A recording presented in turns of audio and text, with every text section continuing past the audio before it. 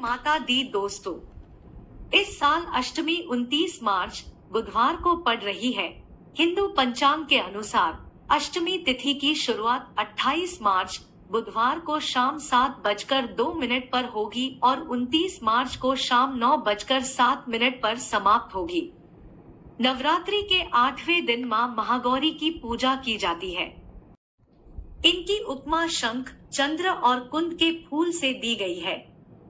अष्टवर्षा भवेद गौरी यानी इनकी आयु 8 साल की मानी गई है। इनके सभी आभूषण और वस्त्र सफेद हैं, इसीलिए उन्हें श्वेतांबरधरा कहा गया है। 4 भुजाएं हैं और वाहन वृषभ है, इसीलिए वृषारूढ़ा भी कहा गया है इनको। इनकी पूरी मुद्रा बहुत शांत है। दुर्गा अष्टमी के दिन कन्या पूजन और हवन भी कराया जाता है। कई स्थानों पर यह कार्यक्रम महानवमी के दिन होता है।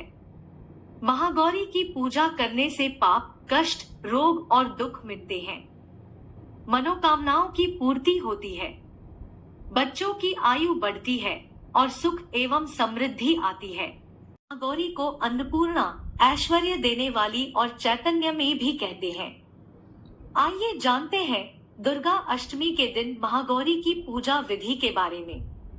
सुबह जल्दी उठकर स्नान आदि से निवृत्त होने के बाद साफ स्वच्छ वस्त्र धारण करें। मां की प्रतिमा को गंगाजल या शुद्ध जल से स्नान कराएं। मां को सफेद रंग के वस्त्र अर्पित करें। धार्मिक मान्यताओं के अनुसार मां को सफेद रंग पसंद है। मां को स्नान कराने के बाद सफेद पुष्प अर्पित करें। मां को रोली कुमकुम लगाएं। मां को मिष्ठान, पंचमेवा, फल अर्पित करें। मां महागौरी को काले चने का भोग अवश्य लगाएं। मां महागौरी का अधिक से अधिक ध्यान करें। मां की आरती भी करें। अष्टमी के दिन कन्या पूजन का भी विशेष महत्व होता है। इस दिन कन्या पूजन भी करें। मां महागौरी की पूजा अर्चना करने से विवाह में आ रही समस्याएं दूर हो जाती है।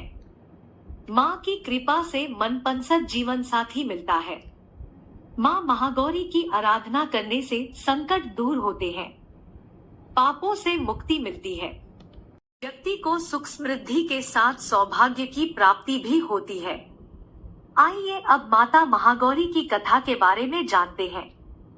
मां दुर्गा के 8वें स्वरूप महागौरी को लेकर 2 पौराणिक कथाएं काफी प्रचलित हैं। पहली पौराणिक कथा के अनुसार देवी पार्वती रूप में इन्होंने भगवान शिव को पति रूप में प्राप्त करने के लिए कठोर तपस्या की थी। एक बार भगवान भोलेनाथ जी पार्वती जी को देखकर कुछ कह देते हैं, जिससे देवी के मन आहत होता है और पार्वती जी तपस्या में लीन हो जाती है।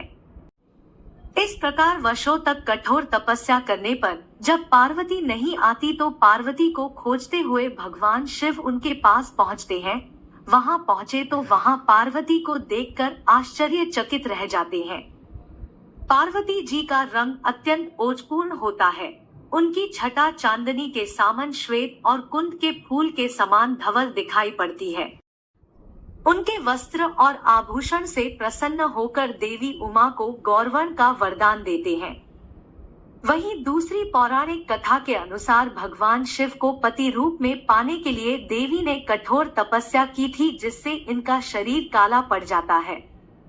देवी की तपस्या से प्रसन्न होकर भगवान इन्हें स्वीकार करते हैं और शिव जी इनके शरीर को गंगाजल से धोते हैं।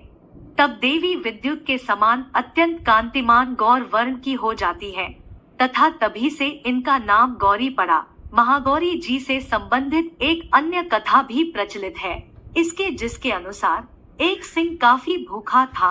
वह भोजन की तलाश में वहां पहुंचा जहां देवी उमा तपस्या कर रही होती है।